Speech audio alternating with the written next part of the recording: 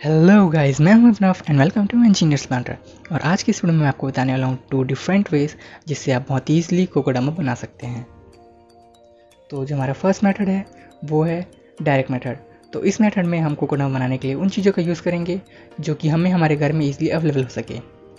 तो इसे बनाने के लिए मेरे पास यहाँ पे एक स्पाइडर प्लांट जिसे मैंने कुछ दिन पहले ही नर्सरी से परचेस किया है और मैंने उस दिन से इसे वाटरिंग नहीं किया है।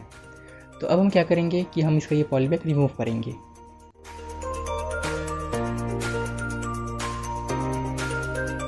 पॉलीबैग रिमूव करने के बाद हम इसकी थोड़ी सी सॉइल को भी रिमूव करेंगे और इस तरह से रिमूव करेंगे कि हम इसे गोल शेप में ला सकें। और अब इसके बाद ये एक शेप में आ चुका है और इसके बाद हमें लेना है नॉर्मल गार्डन सॉइल। आप कोई सा भी सॉइल ले सकते हैं, बस आपको ये ध्यान रखना है कि वो मॉइस्ट हो। और इसके बाद बस हम इस फ्रेश सॉइल को इस प्लांट की सॉइल में स्टिक करेंगे और इसे इस तरह से स्टिक करना है कि हमें किसी स्फीयर का शेप दे सके, एक गोलाकार बना सके। तो अब ये अच्छे से शेप ले चुका है और अब इसके बाद हमें लेना है नारियल का छिलका, यानी कि नारियल छिलते टाइम जो इसका हस्क निकलता है हम उसे लेंगे और इसे यूज़ करने से पहले आधे घंटे के लिए वाटर में सोक कर लेना है। और बस अब इसे हमें हमारे सॉइल के मिट्टी को इससे हम कवर कर देंगे,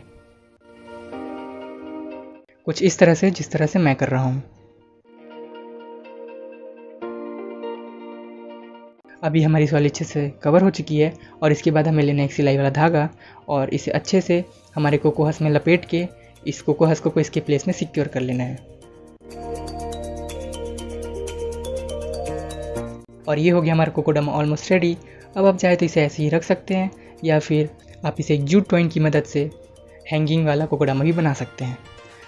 तो हैंगिंग वाला कोकोडामा बनाने के लिए हमें चाहिए 3 जूट टॉइन और उसे अच्छे से नॉट लगा के उसमें हमें चोटी बनाएंगे कुछ इस तरह से। और फिर उसके जो एंड है उसमें एक नॉर्मल सिंगल स्ट्रिंग लेके उसे अच्छे से टाई कर लेंगे और फिर अपने कोकोडामा में कुछ इस तरह से उसे लपेट देंगे।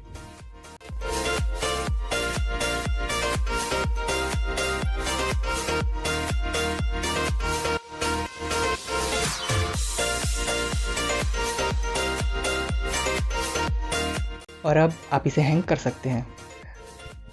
तो जो हमारा सेकंड मेथड है वो है ट्रेडिशनल मेथड। तो जो आमतौर पे कोकोडामा बनते हैं उनके लिए हमें डिफरेंट सॉइल मिक्सचर प्रिपेयर करना होता है।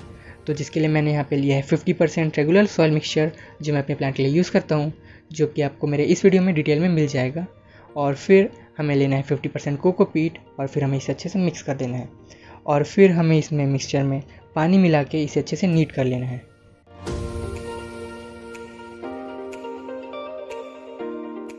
और फिर इसके बाद हमें इस मिट्टी का एक बॉल बनाना है जिस तरह से मैं बना रहा हूँ।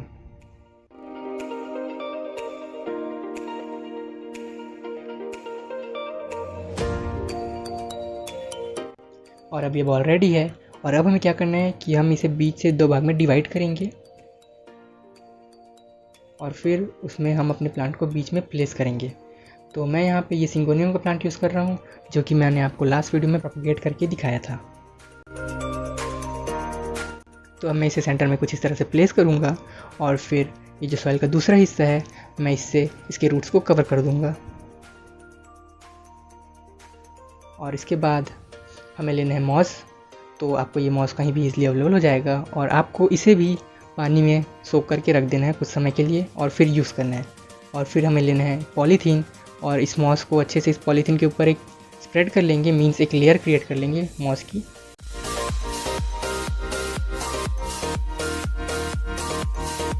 और फिर ऐसा करने के बाद हम अपने इस सॉइल बॉल को इस मॉस के ऊपर प्लेस करेंगे और फिर इस सॉइल बॉल को इस मॉस की लेयर से अच्छी तरह से कवर कर देंगे।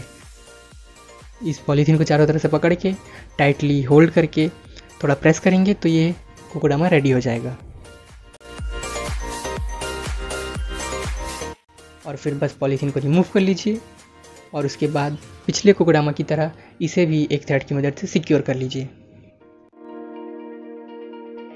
तो ये हो गया मेरा कोकोडामा रेडी। अब मैं इसे ऐसे ही रख रहा हूँ क्योंकि मुझे बहुत अच्छा लग रहा है और आप चाहें तो इसे भी जूट टॉइन से डेकोरेट कर सकते हैं। और अब एक जो बात आती है वो ये है कि हमें इसे वाटरिंग किस तरह से करना है। तो वाटरिंग करने के लिए आप कोई भी सा एक प्लेट या फिर डीप कंटेनर ले लीजिए और इसे अच्छे से वाटर से भर दीजिए और उसके बाद 20 से 25 मिनट बाद आपका कोकोडम अच्छे से पानी एब्जॉर्ब कर लेगा और वापस से आप उसे हैंग कर सकते हैं।